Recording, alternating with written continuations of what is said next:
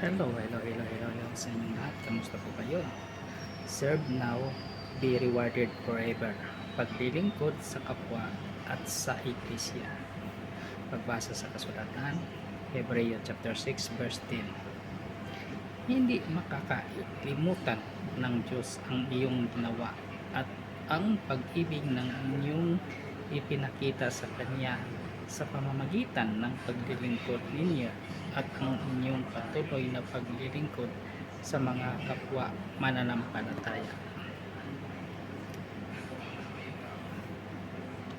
Ang Diyos ay hindi makakalimutin.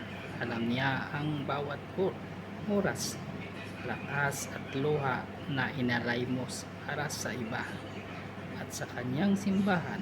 Sa bawat paglilingkod, kahit mukhang maliit, ay may internal value sa paningin niya. Ito'y investment sa langit at